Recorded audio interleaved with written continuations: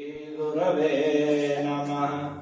श्रीचैतन्यमनोभीष्टं स्थापितं येन भूतले स्वयं रूपः कदा मह्यं ददाति स्वपदान्तिकम्। वन्देऽहं श्रीगुरोः श्रीयुतपदकमलं श्रीगुरून् वैष्णवांश्च श्रीरूपं साग्रजातं सहगण रघुनाथान्वितं तं सजीवं साद्वैतं सावधूतं परिजनसहितं कृष्ण चैतन्यदेवं श्रीराधा कृष्णपादान् सहगण ललिता श्रीविशाखान्वितांश्च। हे कृष्ण करुणा सिंधो दीनबंधो जगत्पते गोपेश गोपिका कांत राधा कांत नमोस्तुते। तप्त कांचन गौरांगी राधे वृंदावनेश्वरी वृषभानुसुते देवी प्रणमामि हरिप्रिये। जय श्री कृष्ण चैतन्य प्रभु नित्यानंद श्री अद्वैत गदाधर श्रीवासादि गौर भक्तवृंद। हरे कृष्णा कृष्णा कृष्णा हरे हरे हरे राम राम राम हरे हरे। हरे कृष्णा कृष्णा कृष्णा हरे हरे हरे राम राम राम हरे हरे। ओम नमो भगवते वासुदेवाय। ओम नमो भगवते वासुदेवाय। ओम नमो भगवते वासुदेवाय। ओम नमो भगवते वासुदेवाय। ओम नमो भगवते वासुदेवाय। ओम नमो भगवते वासुदेवाय। पीछे बोलिए मेरे। सखिदेव प्रपन्नाय तवास्मि इति याचते अभयम् सर्वभूतेभ्यो ददामि एतद् व्रतं मम अभयम् सर्वथा तस्मै ददाम्येतद् व्रतं मम। हरे कृष्ण। आप सभी का स्वागत है संकीर्तन रविवार के संकीर्तन यज्ञ में। तो हम सभी भक्त लोग प्रत्येक रविवार को और एकादशी के दिन संकीर्तन के पश्चात भगवान की कथा का श्रवण कर रहे हैं। कुछ कभी भगवत गीता से कभी भागवत से। तो जो पिछले 2-4 बार से कितने ही भक्त हैं जो आ रहे हैं, और यदि आपसे पूछा जाए कि पिछले 3-4 बार में आपने क्या क्या सुना, तो क्या क्या आप बताएंगे कि हम पिछली बार जो एकादशी थी अभी गई है उसमें हमने क्या सुना था, किनकी कथा सुनी थी? किन्हीं महाराज की कथा सुनी थी जो बड़े राजा थे। उससे पहले रविवार के दिन क्या सुना था, या आज तक हमने जो जो सुना, हमने क्या क्या सुना। तो जो भी हम प्रतिदिन या प्रति रविवार एकादशी के दिन श्रवण कर रहे हैं उसका तभी हम लाभ लेंगे जब हमें वह स्मरण रहेगा। और स्मरण तब रहेगा जो हम सुनेंगे।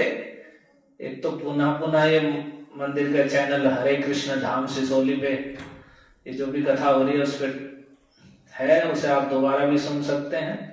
और जब हम उसका मनन करेंगे, जो हमने सुना उसे हृदय में विचार करेंगे, उसे कहते हैं मनन करना, तब हम उसे पालन कर पाएंगे।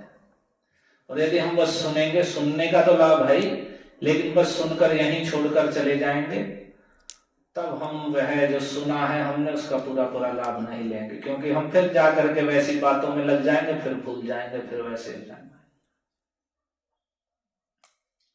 तो जो हम सुन रहे हैं उसका मुख्य चीज है मनन करना, जिसमें हम, अगर मैं पिछले 2-4 बार का स्मरण कर रहा हूं,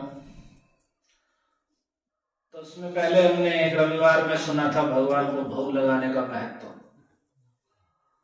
कि जो भगवान को अर्पित प्रसाद को खाते हैं वे सारे पापों से मुक्त हो जाते हैं, उनके हृदय शुद्ध हो जाते हैं, मन शुद्ध हो जाते हैं, शरीर भी शुद्ध हो जाते हैं, बुद्धि भी शुद्ध हो जाती है, और वे हृदय में, मन में शांति की और सुख की प्राप्ति करते हैं और भगवान के चरणों में भक्ति प्राप्त करते हैं। जो भगवान को पवित्रता से बना करके, तुलसी रख करके, भोग लगा करके ग्रहण करते हैं, और जो अपने धन कमाते हैं उस धन को भगवान की सेवा में लगाते हैं और तब उसे ग्रहण करते हैं, उपयोग में लाते हैं, तो वे पाप कर्मों से मुक्त होते हैं। और भुंजते ते त्वघम पापा, और वे लोग बड़े पापी हैं और साक्षात पाप ही खाते हैं, जो केवल अपने जीभ को तृप्त करने के लिए खा रहे हैं और भगवान को कुछ भी अर्पित नहीं करते और अपने कमाए हुए, अपनी आय के धन में से कुछ भी भगवान की सेवा में नहीं लगाते। वे, भगवान कह रहे हैं कि वे पाप ही खाते हैं और उससे उनके शरीर, मन, बुद्धि पापमय हो जाते हैं और पापमय कर्मों में ही फिर वे लगते हैं।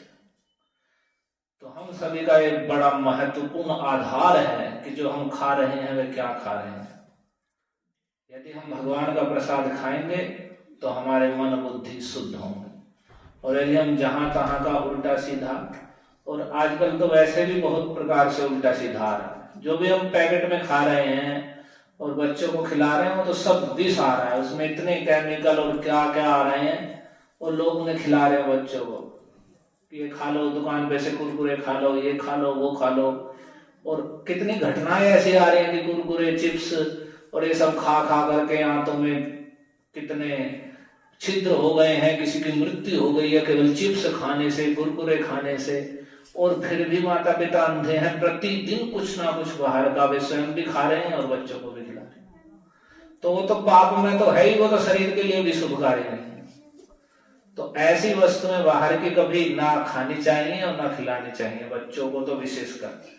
और उनके इतने दुष्प्रभाव होते हैं कि बच्चों में अकाल परिपक्वता आती है, कि अभी वे बड़े भी नहीं हुए हैं और छोटे बच्चों में वे सब विकार, उनके शारीरिक विकार उत्पन्न हो जाते हैं जो कि आयु से पहले हैं। उन सब का कारण है कि उन्हें जो भी बाहर का खाया पिया जाता है और बाहर का जो प्रतिदिन खिला रहे हैं बच्चों को, ये खाओ, टॉफी खा लो, बिस्कुट खा लो, कुरकुरे खा लो, चिप्स खा लो, नमकीन खा लो, क्या क्या पता नहीं किसने बनाया, कहाँ बनाया। और आजकल तो दूसरे भी बड़े मैटर चल रहे हैं, कोई उसमें थूक दे रहा है अपना जिहाद फैलाने के लिए, तो कोई उसमें मूत दे रहा है, कोई पानी में, कोई क्या क्या कर दे रहे हैं। तो ऐसी अवस्था में हम जो भी बाहर का खा रहे हैं अपने घर से, अपने बनाए हुए से, उसकी कोई पवित्रता की, शुद्धता की कोई गारंटी नहीं, ना शुद्धता की, और दुनिया भर का केमिकल जो शरीर के लिए भी हितकारी नहीं है। तो ऐसी अवस्था में, और ऐसा यदि हम खाएंगे ऐसा पवित्र, तो ना तो हम शरीर स्वस्थ रहेगा और फिर मन बुद्धि की तो बात ही छोड़ दीजिए। तो इसलिए जो भगवान को पवित्रता पूर्वक बना करके, तुलसी रख करके, भगवान को हृदय से भोग लगा करके खाया जाता है, वह व्यक्ति को सारे पापों से मुक्त कर देता है। और भगवत गीता में भगवान ने कहा है, पत्रम पुष्पम फलम तोयम यो मे भक्त्या प्रयच्छति तदहम भक्त्युपहृतम अस्नामि प्रयतात्मना। हमें यह नहीं सोचना चाहिए कि हम यदि भगवान के राधा कृष्ण का चित्र रखे हुए हैं और भोग लगाएंगे, तुलसी रखकर भगवान कहाँ खा रहे हैं, ऐसे रखने से क्या होगा। कुछ संसार में ऐसे मूर्ख रहते हैं।